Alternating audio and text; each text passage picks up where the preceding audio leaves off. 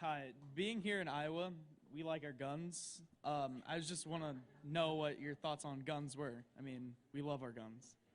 You know what? That is your right. And that is your opportunity because of our country and because of the Second Amendment. But here's what I want you as a gun owner to understand. We've got to keep guns out of the hands of people who don't use them for hunting or shooting practice or collecting. So here's what I believe. I believe that we do need comprehensive background checks. You know, ever since we've had background checks under the Brady Bill, 2 million sales have been stopped, preventing people who were felons, fugitives, stalkers, domestic abusers from getting guns. I think that's good because you want to be a responsible gun owner, right? And you, I assume, are.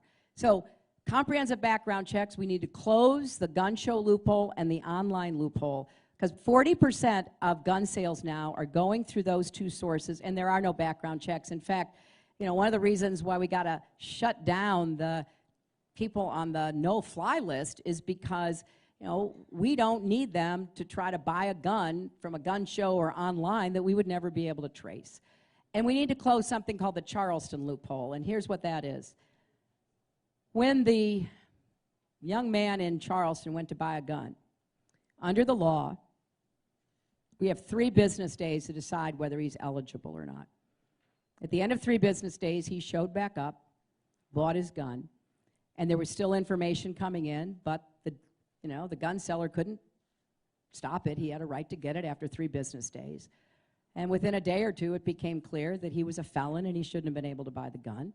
He took that gun, and we all know, he went to a church. This is the most unbelievable scene that I've played in my head. He went into a Bible study. He sat down and listened to the Bible study, and then he took out that gun, and he killed 9 people.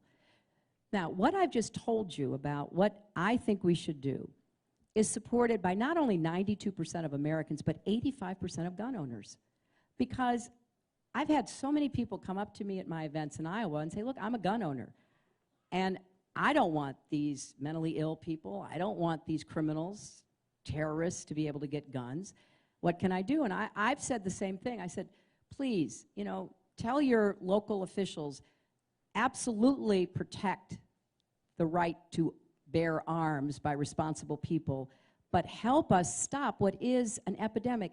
On average, 90 people a day die from guns. That's homicide, suicide, and tragic avoidable accident. That adds up to 33,000 people a year who die from gun violence. And a lot of gun owners are getting lax. You know, they're leaving loaded guns around, and we have toddlers picking up guns. We have 8- and 9-year-olds picking up guns. They don't know any better. Nobody is being, you know, we're not having the responsible gun owners stand up and say, hey, we can separate our rights from what we need to do to protect people from those who shouldn't have guns in the first place. That's where I stand, and that's what I'd like to see us do. Thank you.